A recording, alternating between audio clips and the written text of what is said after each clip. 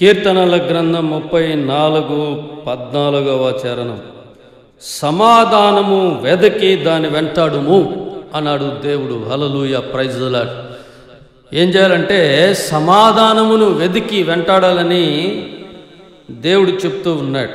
ఆ తర్వాత యెహోవా దృష్టి నీతిమంతుల మీద ఉన్నది, ఆయన చెవులు వారి మొరలకు ఒగ్గి ఉన్నది. కాబట్టి యెహోవా యొక్క దృష్టి నీతిమంతుల మీద ఉంటూ ఉంది, ఆయన చెవులు వారి మొరలకు అంగీకరించి ఉన్నది అని దేవుడు చెప్తూ ఉన్నాడు. కాబట్టి సమాధానము వెతికినప్పుడు మనకు సమాధానం వస్తుంది. ఇంకేం కావాలో అది వస్తుంది, నెమ్మది వస్తుంది. మరి మనకు ఆహారం లేకపోతే దేవుడు మనం గిలగిలా కొట్టుకుంటా ఉంటే, జబ్బులో ఉంటే, మనం ఆనందం లేకుండా ఉన్నట్లయితే దేవుడు అలాగే చూస్తూ ఊరుకోడు. గనుక నీతిమంతుల మీద దేవుని దృష్టి ఉంటూ ఉంది. దేవునికి స్తోత్రం. అదే మారుమనసు రక్షణ, పాప క్షమాపణ, బాప్తిస్మము ద్వారా మనము నీతిమంతులుగా మార్చగలం. మనం నీతిమంతులుగా మారలేము, కానీ ఆయన కృప ద్వారా మారుమనసు రక్షణ, బాప్తిస్మము ద్వారా మనము నీతిమంతులుగా చేయబడం. అప్పుడు ఆయన దృష్టి ఆ నీతిమంతుల మీద ఉంటుంది, దినచర్యల మీద ఉంటుంది, వారి అసమాధానం మీద ఉంటుంది, వారి అనెమ్మది మీద ఉంటుంది, వారి చిక్కుల మీద ఉంటుంది, వారి లేమి మీద ఉంటుంది, వారి ఇబ్బందుల మీద ఉంటుంది.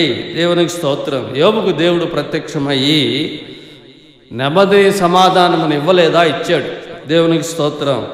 కాబట్టి ఆయన చెవులు వారి మొరలకు అంగీకారంగా ఉంటూ ఉంది, ఒగ్గి ఉన్నది అన్నాడు.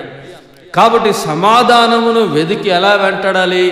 యేసు ప్రభు వారే సమాధానం. హల్లెలూయా, ఆయనే నెమ్మది. శిష్యులు దాక్కున్నప్పుడు భయపడి గదిలోనికి వెళ్ళి మీ సమాధానం కలుగును గాక అన్నాడు.